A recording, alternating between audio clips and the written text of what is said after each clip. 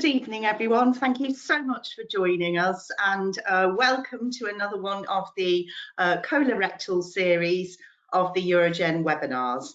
And this is a joint webinar with another ERN, ERNICA, and also the European Pediatric Surgeons Association. So we're very grateful to them for their collaboration with us. So just before we get started, I'd like to take a couple of minutes just to go over what an ERN is and does. So eUROGEN is one of 24 European reference networks which were created by the European Commission in 2017. And they're all cooperating to help deal with patients with rare diseases. And we specifically deal with rare urogenital diseases and complex conditions. And the aim is to deliver quicker specialist evaluation and more equitable access to high quality diagnosis, treatment and care for patients with rare urorectogenital conditions. And they're all patients that need highly specialised surgery where the expertise is rare. And as you saw from some of the new opening slides, one of the services that we offer is we have a secure platform where we can give cross-border consultations. So the network of experts in our healthcare providers, and there are 57 of those now in 20 member states, we can collaborate in a virtual MDT type consultation to give highly specialised advice to any healthcare professional who needs it in the European Union. So we also collaborate on training and education initiatives, and we also have a registry, which is now very exciting because we're able to put all the information about these patients in it and track their long-term outcomes over 25 years. So without further ado, this evening's webinar is part of our colorectal series, and it's on tethered cord in anorectal anomalies. And we're delighted and honoured to have Dominic Thompson here, who's a paediatric neurosurgeon at Great Ormond Street Hospital in London. And he's honorary senior lecturer at the Institute of Child Health. And he has done a lot of clinical research into paediatric neurosurgery and developmental anomalies of the paediatric spine and spinal cord. We also have Dalia Aminoff, known to many of us, who is head of the Patient Association for Anorectal Malformations, AIMAR in Italy, and she of course is the chair of our patient EPAG representative group here at eUROGEN.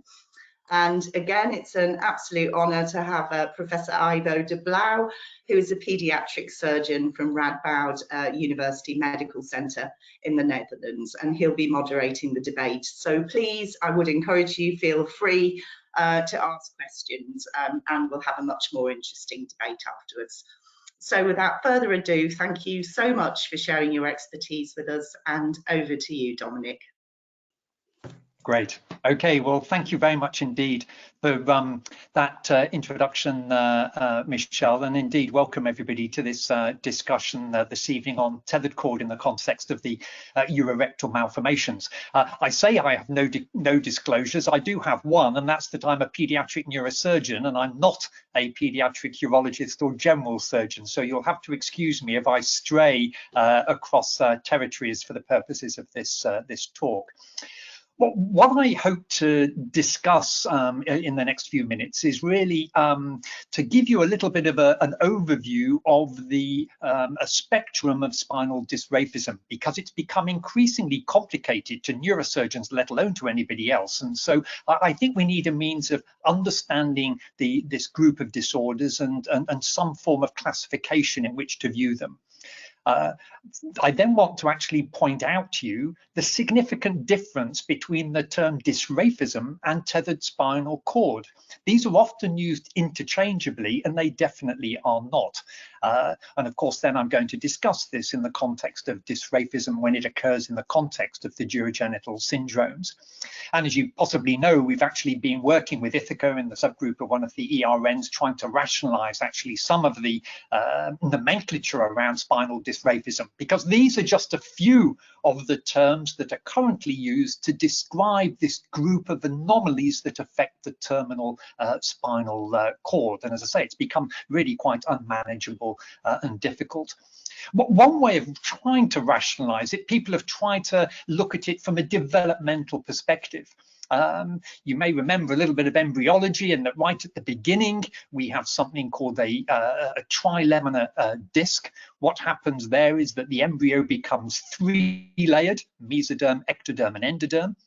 Then once the green in the middle part of the screen here is the ectoderm, and that's going to fold to make the spinal cord. Yeah, and that's a process known as neurulation. Now that has two components: primary neurulation you're seeing here, and then disjunction, when the tube that's been now formed separates away from the overlying skin. So that's why there's often this connection between skin abnormalities and the underlying neural tissue. However, this process will form a spinal cord only as far as about the first sacral segment. And on the far right here, you'll see how the final bit of the spinal cord is formed, and it's formed from the caudal cell mass at the bottom of the embryo, where the separate group of cells, if you like, plugs on and forms the conus, the cauda equina, phylum, terminale, and so forth.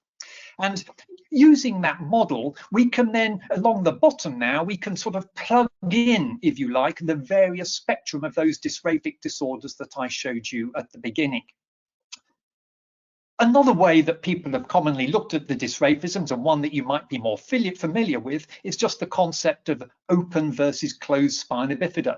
Open really is the spina bifida aperta, and that basically means the myelomeningocele. The aperta meaning that the neural tissue is apparent, it's exposed to the outside world. By contrast, the group of spina bifida occultas, sometimes the closed dysraphisms as they're called, yeah, you can't see any neural tissue on the outside, but there is an underlying abnormality. And of course, these aren't completely occult, because they often have these rather strange skin, so-called skin stigmata of spinal dysraphism that's telling you that there's a problem underlying. And again, if we try and plug in some of those terms, on the left there, the open spina bifidas, we can really combine those into various names. All those names there basically mean the same thing. On the right, yeah, we have again that group of dysraphisms that I showed you. But actually, we can make those a little bit simpler, because we have the split cord malformations, disorders where you have a connection between the skin and the underlying neural tissue. We've then got the lipomas, and then we've got what we're going to really be talking about today, the dysraphic syndromes, where dysraphisms, typically the spina bifida occulta group, occur in the context of a urogenital anomaly.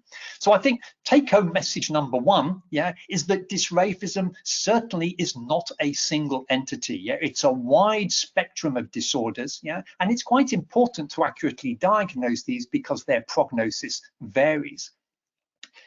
What are the symptoms of spinal dysraphism, and how are they caused? I mean, these are broadly the groups of disorders that patients will present with when they have spinal dysraphism. Yeah, the neurological can comprise pain in the back or the legs, weakness around the legs or feet, sometimes sensory changes, numbness. Of course, on the continence side, we have problems of neurogenic bladder and also fecal incontinence, problems of anal tone, and so forth. And then, of course, the orthopaedic deformities related to weakness around typically the distal lower limbs, typically around the sort of calves, ankles, feet, and toes, and so forth. And of course, in any individual patient, any one or combination, or indeed none of these may be present. But when they are present, they're sometimes, the symptoms are sometimes called the neuroorthopaedic syndrome. Yeah, if you like, you can change that name and call it the tethered cord syndrome. But what's important here is that the tethered cord syndrome is referring to symptoms and signs. Yeah, it's not referring to a specific anatomical pathological entity. Yeah, which we've already seen on the right comprises this wide spectrum of disorders, and all of those can be associated with any of the tethered cord symptoms.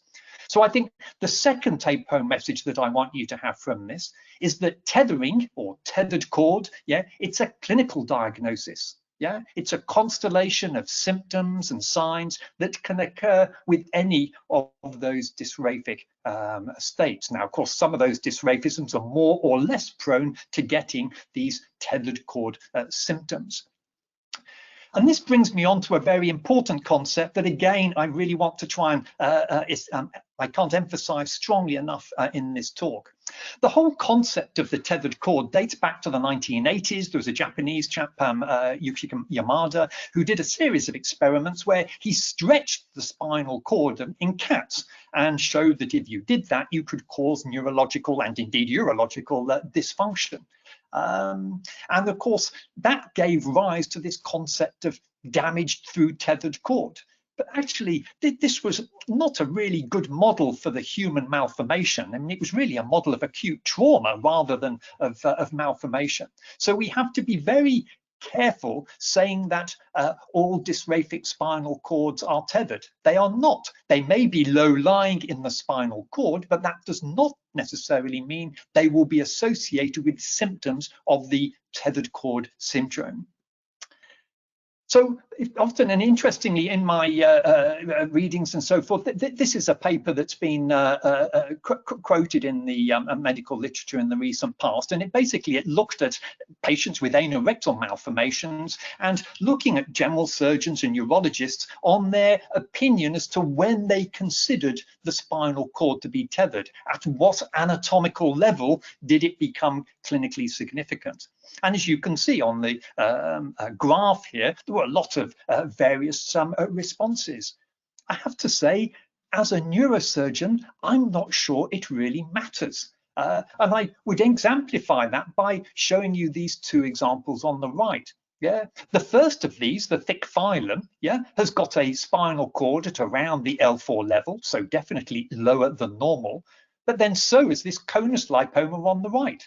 But these are two very, very different pathologies with very, very different symptom profile. The one on the left, the thick phylum, was entirely asymptomatic. The one on the right had an established neurogenic bladder from birth. Yeah, both have got low-lying spinal cords, but really only the one on the right has symptoms. Yeah, and those are not tethering symptoms. They're symptoms of underlying malformation. And this brings me to the point that all those symptoms of the so-called tethered cord syndrome are not necessarily just due to tethering. So an important one is dysplasia, as I just explained. You can see this MRI scan on the left here. Yeah, the bottom of the spinal cord is very abnormally formed, and it's probably unlikely, it may be, that many of the nerves supplying these sphincters have never even developed in the first place. And no matter how good your untethering surgery is, you're not going to change that. The next one you can see is this compression. Sometimes lipomas, for example, can get to a large size and actually cause symptoms by compression rather than tethering. Unusual, but it definitely can happen. Infection, again, this is an example of a type of dysraphism called dermal sinus tract, where infection can get into the spine, cause infection or a dermoid cyst, and that can also cause neurological deterioration. And then, of course, on the far right, of course, tethering, yeah, or stretching of the nerves, a tethering type process can definitely occur, but we have to be cautious in saying that all symptoms of the so-called tethered cord syndrome are due, in fact, to actual stretching.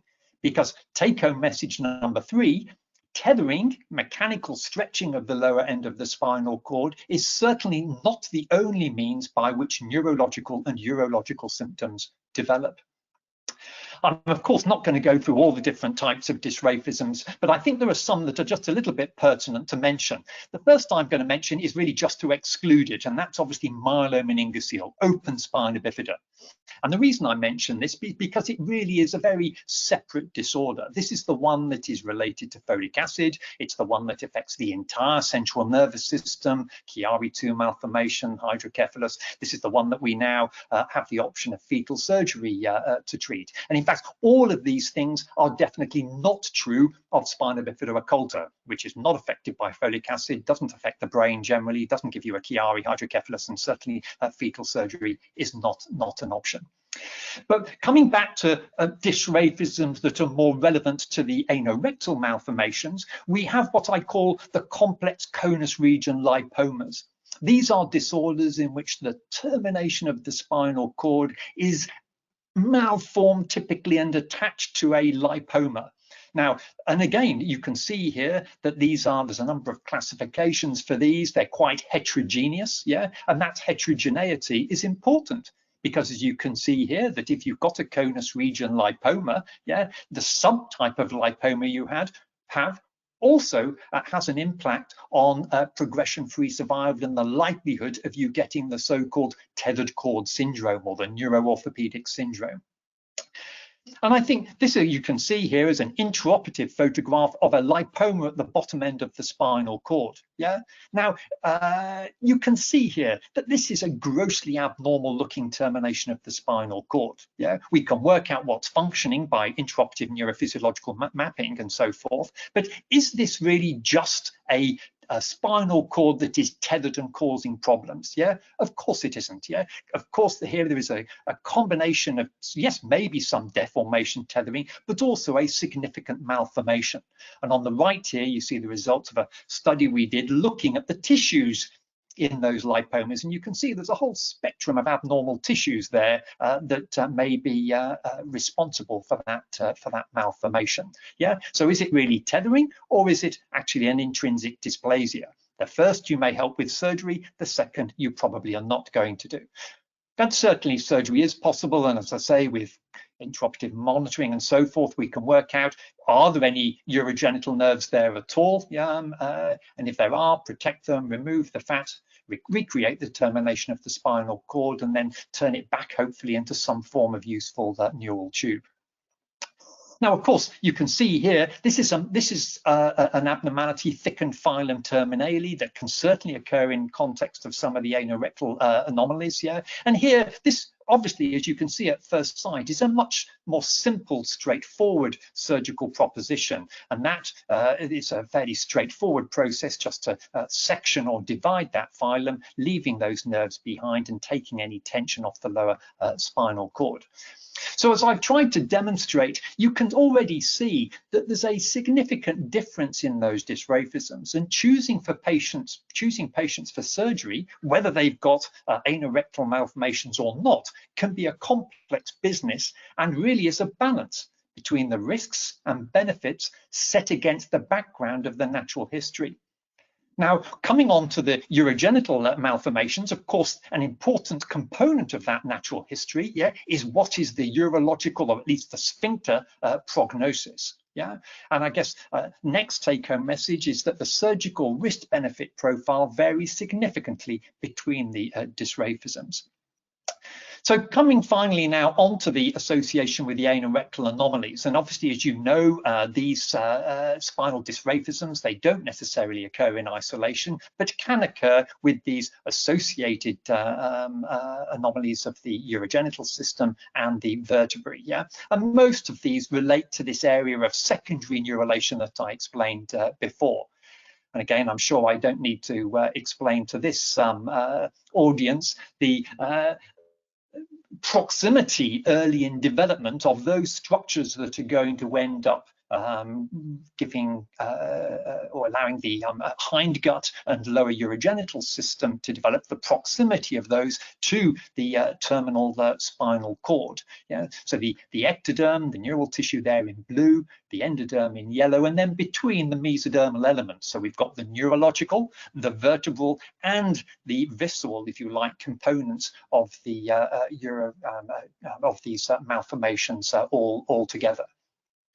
And probably, certainly in my practice, and I suspect familiar to many of you listening, these are probably the commonest groups of syndromes or associations that I see in association with spinal dysraphism. Of course, most of the spinal dysraphism, I say, occurs in isolation, but when it's syndromic, these are the typical ones. Now, for the purposes I said at the beginning, I'm not a general surgeon or urologist, but in the anogenital rectal anomalies, I'm separating the anomalies of development of the urorectal septal malformation, these partial urorectal septal malformation sequence, separating those from the cloacal exstrophies. But of course, the question that I'm often asked when I'm sent these patients is really, is untethering required? Yeah, or often is even imaging required? So just looking at these briefly, the first one is the caudal regression syndrome. Yeah, this is a nice example of an almost complete failure of secondary neurulation. You get this very typical high spinal cord, truncated, blunted, the conus is absent.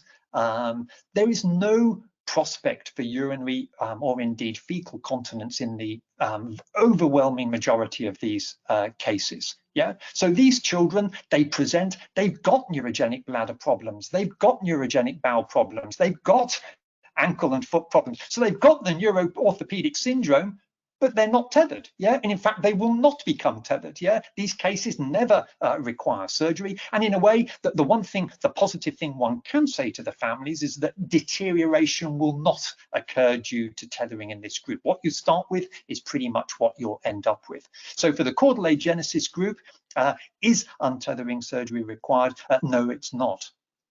What about the anogenital rectal malformations? And we talked about the partition of the cloacal and this group of disorders, which, forgive me if I'm using a term that you guys don't tend to use. I know, but this is basically that group of sort of fistulas and so forth. And again, obviously at one end of the spectrum, we've got the completely open female cloaca, but before one gets to that, you know, one has this, if you like, spectrum of disorders, of disordered anal stenosis, anterior anus, various fistulations moving higher up the tract, and then the persistent cloaca, as we talked about. But certainly from my exposure to these cases and my discussions with urologists, for me, it seems that actually as you move along the severity of this spectrum, the prospect for long-term continence tends to worsen. Yeah. Also in this group, as you can see, dysraphism is actually very common. Yeah, a lot of these children have dysraphic disorders, up to 2/3 of them. Yeah, and in fact, some of them quite complex. You know, say in fact, only a small proportion, 8% of the ones with dysraphism there are just the simple phylum type lipomas. Many of them are those more complex conus region lipomas. So here, when I'm asked, is untethering required, it's important to have discourse with the general surgeons and the urologists, because I want to know, does the malformation, is it compatible with a reasonable degree of continence in the future?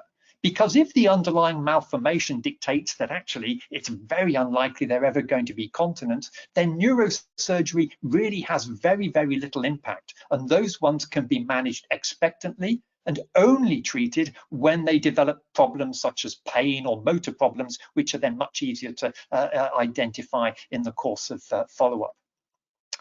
When it comes to the more severe cloacal exstrophies, again, we are one of the referral centres for these here at Great Ormond Street in London. So we see a reasonable number of these cases, which obviously, again, as you know, represent a really significant challenge across the specialities. From the neurosurgical point of view, one of the particular dysraphisms that you get with cloacal exstrophy is this really quite dramatic abnormality called terminal myelocystocele. It's like a complete cystic dilatation or expansion of the entire terminal spinal cord, and you can see some examples here. This one is relevant because that fluid builds up and can cause pressure right along the spinal cord. And in that right-hand image, you can see how there's fluid, CSF, extending all the way up to the brain. This is a syringomyelia, and this is one of the reasons. This can progress reasonably quickly in terminal myelocystocele, and is a reason why in these cases we do often consider preemptive surgery to try and preserve motor function. We're not going to make any impact on sphincter, of course, but actually you can preserve motor function with that. And here's an example of what it looked like following surgery with it untethered. But these are really quite complicated malformations. The surgery is actually very challenging, often requires a bit of a combination of plastic as well as neurosurgery to deal with these. Again, as I said, in cloacal exstrophy, most of these will have some abnormality at the terminal spinal cord. And moreover, these are often very complex malformations. The TMC there, which is the terminal myelocystocele, that's actually the majority of them. Some of them will have just your average standard lipoma, and a small number of these, it will just be a simple phylum lipoma. So again, quite complex malformations. So here, again, if we summarize these, for the anorectal malformations, most commonly these various anomalies of urorectal septal malformation, for me, it's important to know what is the likely long-term prognosis, because that will indicate what is likely to happen, what is going to impact on my decision about surgery. And certainly, as I've been told, and I'm happy to be corrected for anybody in the audience, that for those low short channel ones, they may have quite good prognosis. By contrast, as one goes to the longer channel, the more complex malformations, the prospects for independent continence get poorer. And certainly with cloacal exstrophy, we have no issues about continence. And I think this is reflected, in some of the non-neurosurgical literature. This paper from 2018, you can see here that untethering seems to be effective in neuromotor symptoms in selected patients with anorectal malformations, but does not seem to benefit intestinal and urinary symptoms. And I would totally support that from my own experience and the own research that we've done too, that actually the prospects for continence tend to be more determined by the underlying anorectal urogenital side of the malformation than by tethering of the spinal cord. So for these, for the anorectal group, prognosis continence is important. Is untethering surgery needed for cloacal exstrophy? Yes, for the TMCs, the myelocystocele, because those have a high rate of progression. But the others, you can simply watch and monitor them for motor and deficits such as pain or neuroorthopedic loss. Coming towards completion now. It's the Cororino syndrome. Again, many of you will have come across this combination of a funny-shaped sacrum, an anorectal anomaly, and a presacral mass, which can often get to quite large size. These often have a CSF component to them, a meningocele. Spinal dysraphism is actually not typically part of the triad, but actually does tend to be present quite frequently. And if you ever inadvertently try to operate on one of these presacral masses, the risk of causing a CSF leak is quite substantial. And therefore, what our policy has been at Great Ormond Street over the years now is to combine an untethering operation with resection of that presacral mass. This is just this is, you probably know, this is an autosomal dominant condition. This is an 8-year-old girl that I operated on a year or two ago. And in fact, this is the scan of her mother, who'd had long-standing symptoms of constipation, which is what led her to getting her MRI scan too. So a nice example of the autosomal dominant inheritance there. Why do we resect the presacral masses? Because many of them do tend to get big. They tend to press on the back of the already abnormal rectum and can, in our experience, exacerbate some of those problems of continence. And in addition, you don't know what the histology is going to be. Most of them, in our case, tended to be, if they were teratomatous, they were mature teratomas. We didn't have any malignant ones in our series. So as I say, we tend to do this combined approach. This is what it looks like neurosurgically. You can see the low-lying, I'm trying to avoid using the word tethered, but the low-lying spinal cord there. And so we resect that, close off the fecal sac so that there's no risk of CSF leaking back into the pelvis afterwards. And again here, the prognosis, primarily is reflecting the original anorectal malformation, and late morbidity typically relates to bowel dysfunction rather than any problems of neurogenic tethered spinal cord. So untethering surgery required? Yes, but really only as a part of that combined operation to remove the presacral mass. Finally, I'll make just a comment on the Vater association. As you know, you will be familiar with this combination, sometimes including the cardiac and limb abnormalities, the VACTERL. But again, dysraphism not actually in that list, but actually about 40% of kiddies with vater and vactole do have an abnormality at the terminal of the spinal cord. It tends to be more likely to be the simple filar type of abnormalities. You can see roughly about 70% of cases. And of course, vertebral anomalies and scoliosis tend to be more common in this group too. And because of that association and the likely need for subsequent scoliosis, there will be a lower threshold for considering untethering surgery in this group of patients. But as I've already shown you, the filar ones, these are the more simple dysraphisms to deal with, and so one can do that with a relatively good risk profile. Yeah. So again, the threshold for operating on these tends to be a lot lower. So I guess in summary, this slide gives you, I guess, my opinion that partly based on the experience, but I think partly also based on what is available in the literature. So for the caudal agenesis, there really is no role for untethering surgery. The anorectal malformations, I think it's very important to know what the prognosis is for continence, because that is good. You're going to have a low threshold for neurosurgically for optimizing that and reducing the risk of tethered cord. In cloacal exstrophy, yes, if it's a myelocystocele, because of that high risk of early deterioration, but not necessarily with the conus lipomas. They can be cautiously and carefully watched, only intervening in the presence of new symptoms. The choroinos, yes, because of the presacral mass, the risk of CSF and so forth, and the vactole vaters, again, almost certainly yes, because the surgical risk tends to be low, continence prognosis tends to be good, and there is also the problem of the coexisting scoliosis. But the evidence base for this last group, I would totally acknowledge, is not absolutely clear-cut. So to finish, the take-home messages. Number one, the spectrum of dysraphisms is wide. Tethering, it's a clinical diagnosis. It's not a type of dysraphism, and it's a constellation of symptoms that can occur with any of the dysraphic states. Tethering is not the only cause of neurological and neurological symptoms, and that's certainly important, I think, to bear in mind in the context of the syndromes. The surgical risk-benefit profile varies enormously between the dysraphisms. As we've seen, well over half of kiddies born with urogenital malformations may harbour an underlying dysraphic malformation.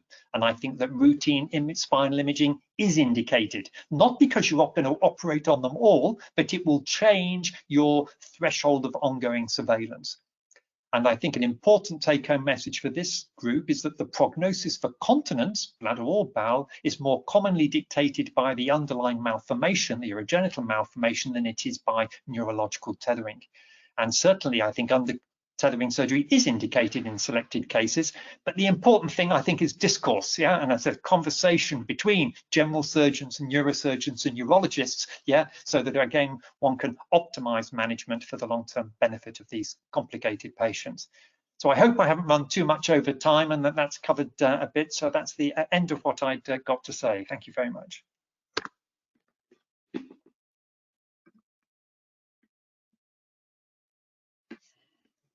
Thank you very much, Dr. Thompson. Let me see if I can show my presentation. Can you see my presentation?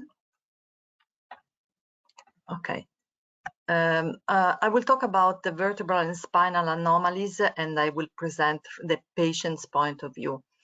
I have no conflict of interest, but I do represent the patient's view, of course. So as we said, approximately 50% of the patients born with anorectal malformation have neurological problems at their spine. And we constantly have in our association an ongoing consultation. People are calling us and they are referred to us, asking what to do with if they have a tethered cord.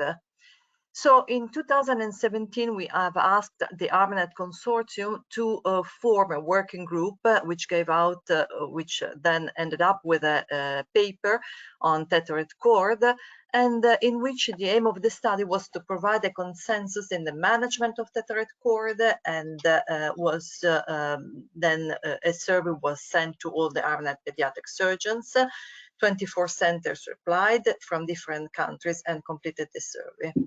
But only 2 centers, as a result, performed the tethering surgery in asymptomatic patients based on the recommendations of their neurosurgeon, while none of the pediatric surgeons surveyed suggested prophylactic surgery.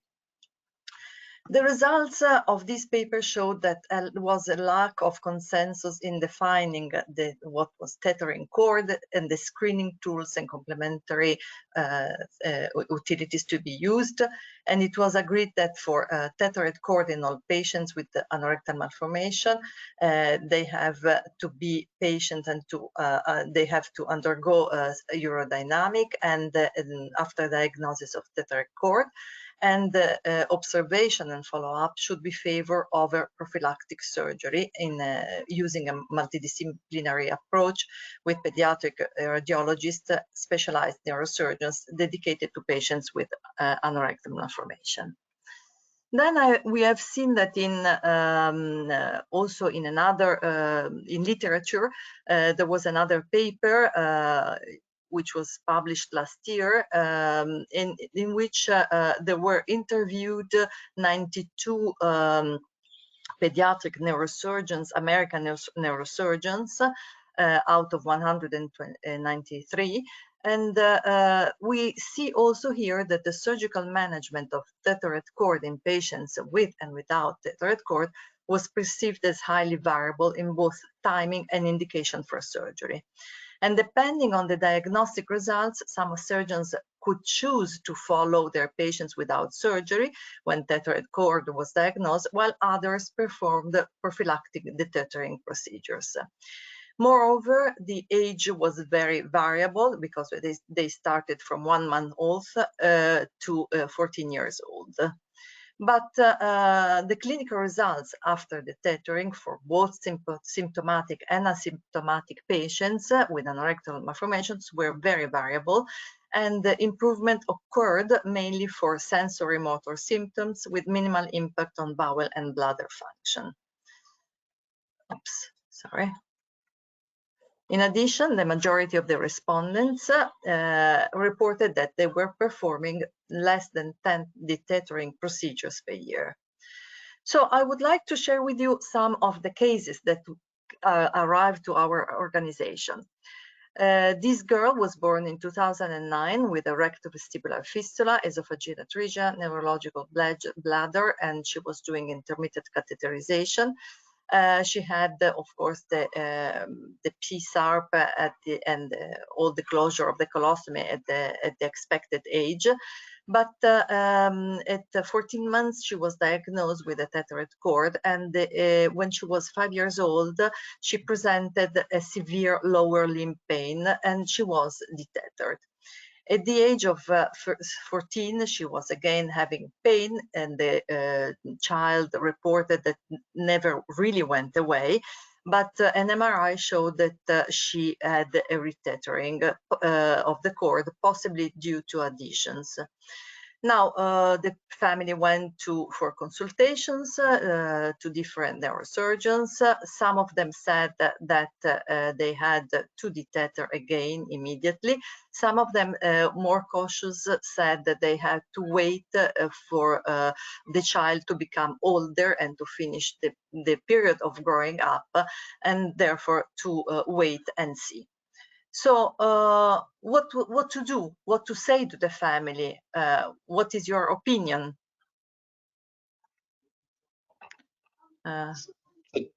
So thank you. So Dalia, so I think this case nicely represents, so right at the beginning, you've got a complex combination of malformations. You've said that there was a neurogenic bladder from the outset, and planned colostomy was performed. So I think one already knows now that the prognosis for continence, has been dictated by the malformation. Surgery, and obviously we don't know exactly what type of dysraphism this was, but it's unlikely that even perfect neurosurgery in this context would make a significant difference, certainly on the continence outcome. I think in a circumstance like this, it was very reasonable to follow the child and watch for symptoms. But I think once symptoms do occur, so as soon as you saw this child was getting pain or problems in the lower limbs, that's then your indication to do an operation. Now, the outcome is then, it's very important as part of the consent process. here, because if this was a simple phylum division, yeah, you're going to have a low risk profile and a good chance of making the pain better. With a more complex lipoma, again, the chances of improving pain and stopping progression of orthopedic deficits is going to be good, yeah, but there is a risk of retethering. The trouble is that surgery can be very complex. And traditionally, we know that many partial surgeries, partial lipoma resections, do end up with a poor prognosis and recurrence of symptoms, or indeed failure to improve, as you've demonstrated here in this case. Okay, then let's go to the second case. Sorry, I hope. Okay. The case number 2. Daniel, 16 years old, perineal fistula, single kidney, butterfly vertebrae, hemispondylus, 2 cervical vertebrae different. Back pain, not tethered cord, corrected the rectal prolapse, corrected they had ephimosis, painful peristine, and this child is not a child anymore, is an old boy grown up. Doesn't know to whom he should be referred, because for the pediatric surgical unit in which he is staying, he is too old for a follow-up, and the neurosurgeons for adult, he doesn't know what to do with this patient. What do you recommend? So again, this kid now obviously a lot further along. At 16, he's probably post-pubertal from a skeletal maturation point of view. It sounds as if he's had an MRI scan which has excluded any significant dysraphic anomaly. So at least we can take tethered cord neuroorthopedic syndrome out of the equation here. This combination, though, of butterfly vertebrae, hemispondylian fused vertebrae and so forth, what this group is called segmental anomalies of the spine. These are quite common and typically don't require surgery unless they are associated with progressive deformity. Certainly most orthopedic surgeons would, if it was balanced and non-progressive, would be watching this, but progression of deformity or significant local pain, would potentially be referable to these abnormalities and would be an indication for treatment. So in answer to whom they should be referred, I must admit, I would, in our environment, we would refer to the spinal orthopedic team. Again, whether at 16, it may vary on local policies, whether a pediatric spinal team or an adult spinal team were happy to deal with this, but it would be a spinal orthopedic team that I would indicate in this circumstance. Thank you. I will continue with other 2 cases and so the third case, it's a 12 years old born with a rectovesical fistula, neurological bladder, diagnosed with tethered cord at 2 months, operated for tethered cord at the age of 9 months to save his bladder function prophylactically. Of course, no improvement afterwards, neither from the bladder nor from the fecal continence point of view, and he is on a daily catheterization and use of peristeen. So what to say to the parents, which answer to give them, and what do you recommend to do?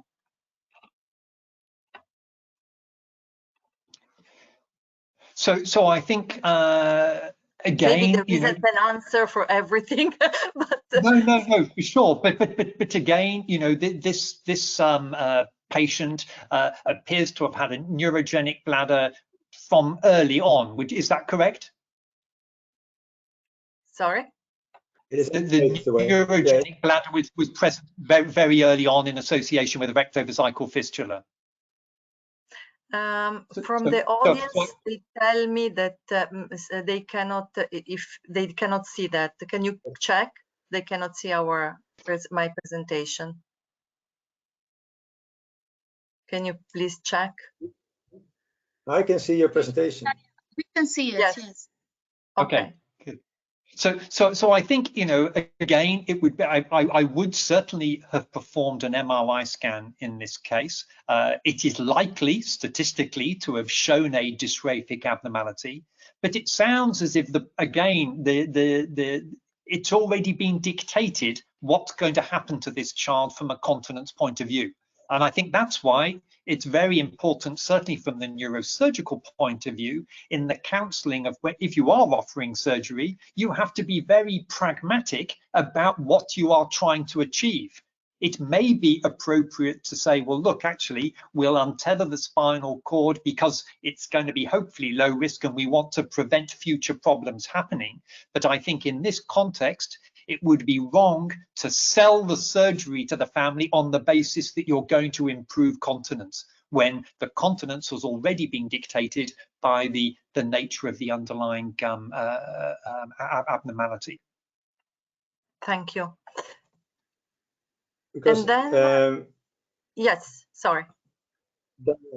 Maybe referring to this to the first case as well, some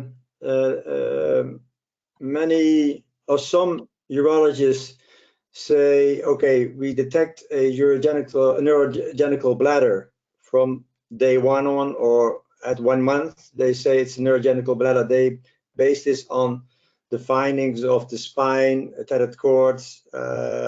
They start with catheterizations. Other ones say, okay, we cannot do any urodynamic studies properly below the first year, so diagnosis is difficult. And then for some, it is decided very early on, okay, we should do detethering. Others say, okay, we can wait and see whether it's a true neurogenital bladder. So what is your opinion or experience? Should you go very fast on research, MRI and everything to detect the tethered cord and treat it, although we are not really sure whether there is a neurogenital bladder or how it will develop as a neurogenital bladder? Or should we wait always for 1 year, or be more conservative in diagnosis and this treatment as well? So I must admit, when these babies are born with these abnormalities, I don't think an MRI scan has to be performed, within the neonatal period. I think it's very reasonable to get an MRI scan within the first 3, 4, 5 months of life. Neurosurgically, if you're going to untether the spinal cord, these days we would be doing that with electrophysiological monitoring and so forth, and that monitoring tends to be more accurate from sort of 6 months onwards. So there are other reasons why we would typically defer that surgery. I think then it very much depends on 2 factors, the decision to operate. Number 1 is, how severe do you as a urologist, general surgeon, consider the malformation to be? And secondly, how bad and how complicated do I think the dysraphism is going to be?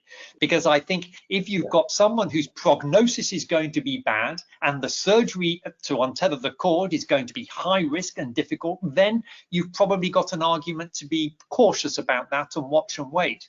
If, on the other hand, actually it looks from experience that there's a reasonable likelihood of getting, or you're uncertain about continence here, and if the neurosurgery looks as if it can be done with a reasonable balance of risk, of course the pendulum then swings towards intervention. But I think it's difficult to have just a single solution here, just because of the heterogeneity from the malformation point of view and the dysraphism point of view.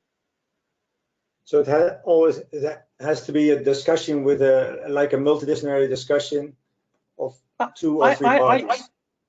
Personally, I strongly think that. I think, and I think it's useful that these cases, where possible, are managed where people can get good volumes of these cases, because I think, it's only with experience and with discussion that we will learn how to better inform future patients. Absolutely. Thank you. You have another patient, I think. Yes, I have this 4th patient. Yes, and she was given in June 2022 with a perineal fistula by cuspic aorta valve, double left renal district, esophageal reflux, and probably urinary infection. They didn't know at that time if she had a neurological bladder, but they proposed to have an intermittent catheterization. And they suspected an occult dysraphism with tethered cord. The parents were referred to the neurosurgeons, who proposed to them an operation for the tethering at the age of 5 months, saying that the spinal cord was in distress and saying that she might have a urological improvement. Again, what is the correct diagnosis and treatment? What to say to the parents?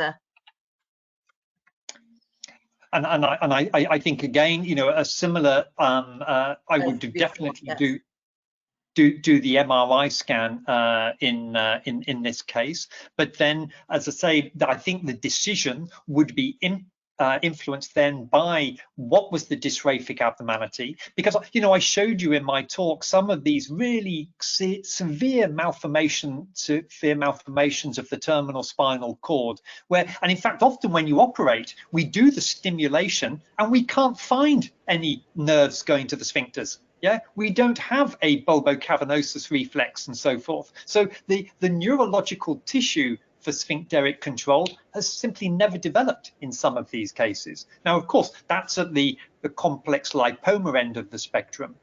At the other end, where you've got more simple filar type lipomas, yeah, inevitably, if there's a question about continence, I would have a low threshold for offering an untethering operation, because the surgical risk is low and the long-term benefit may be significant.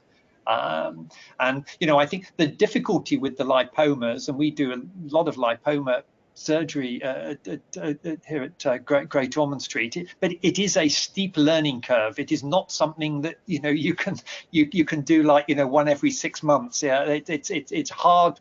You know, dividing a filum terminale is 40 or 50 minutes. Yeah, doing a lumbosacral lipoma is easily 6-7 hours. They're a magnitude of difference.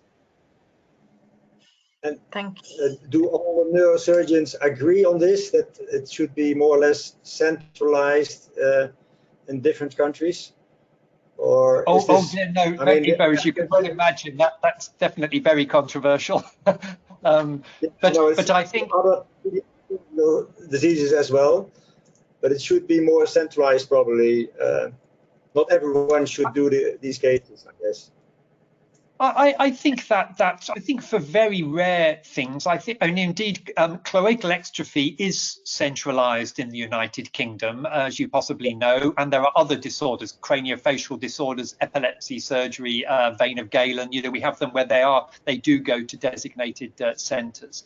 The anorectal malformations are not necessarily within that group, but I think increasingly there are neurosurgeons, pediatric neurosurgeons, who are expressing a particular subspecialty interest in spinal dysraphism, and so I think people are becoming more familiar with these pathologies.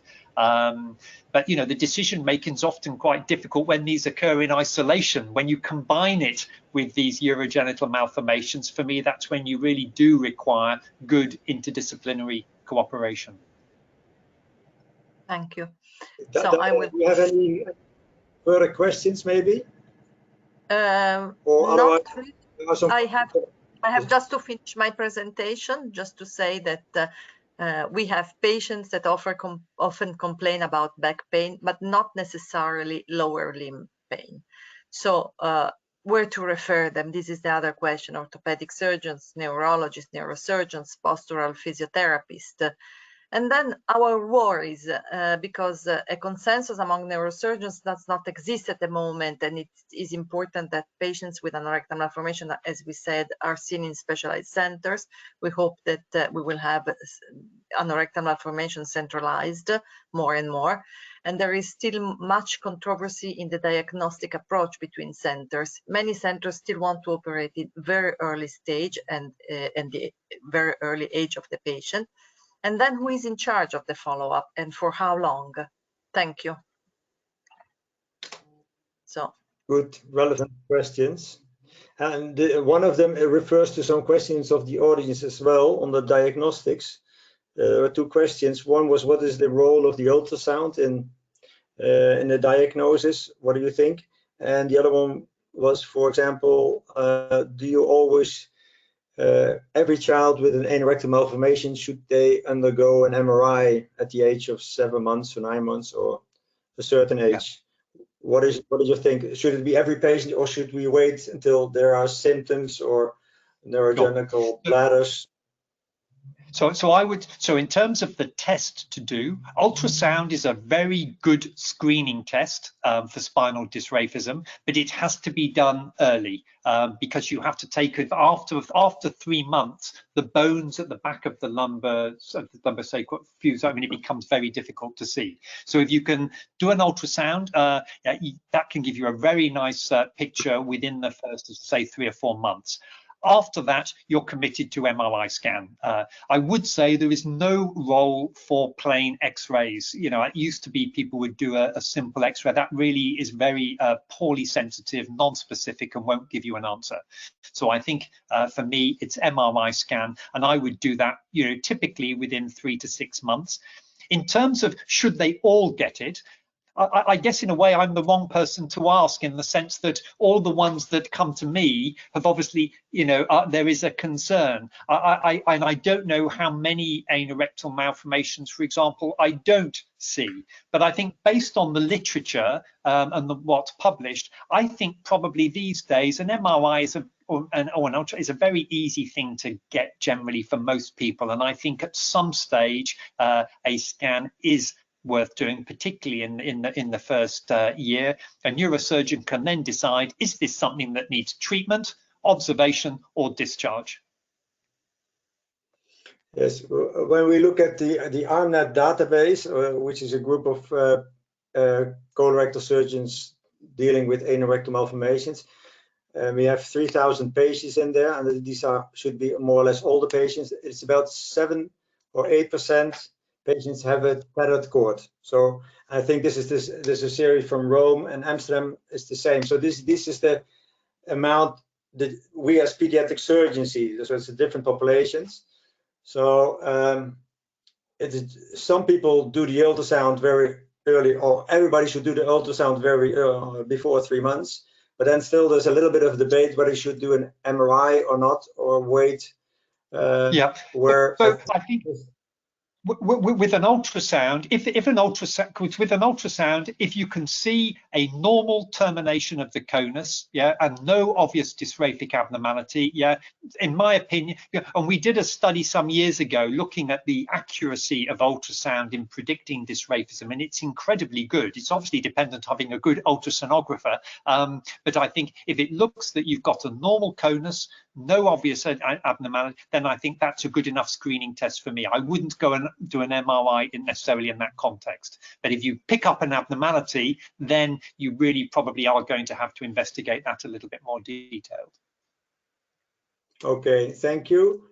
Dalia, do you have, on your last slide, do you have any other questions? Because it's more or less, we're getting to time to round it up. I think Dr. Thompson has responded to most of what we asked, most of the things, so and in a clear way, and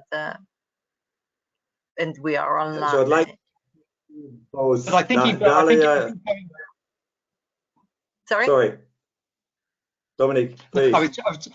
I was thinking one of the things I think this has emphasized is, I think, Ivo, you know, there would be a possibility, perhaps even within the ERN, to try and come up with a sort of, you know, systematic review followed by at least a list of recommendations that we can give for people that, you know, we won't have the answers, but at least it might bring up some good questions that we could collaboratively work to solve in the future. So I think it would be good to start with a statement of where we are and where we might go in the future. Very nice. That's very interesting. Yeah, I fully agree. I would really like to do this, and I will get back to you with, or somebody else from the AIMAR. We will do that. So, but I would like to thank you very much for your clear presentation. It was very good. And Dalia, thank you very much as well. I don't know if Luz wants something to say as well. And I wish everybody a good night. Thank you. Thank you all for joining us tonight. Thank you for the really nice presentation. The webinar has been recorded and will be available on both our GoToWebinar platform and the YouTube channel. And I will be sending the links tonight or tomorrow. And all links for the previous sessions are on our website, as are the details of the forthcoming webinars. Finally, all of you who have attended today will receive a survey immediately after the session finishes. and we would be very grateful if you could spend a few minutes filling it in to help us continuously improve further sessions. But for now, leaves me to wish you all a very good night and thank you again. Thank you very much. Thank you all. Thank you very much. Thank you very much. Bye bye, Dalia. Bye bye. Bye Bye bye, bye. Liz. Bye, Thank you. Dominic.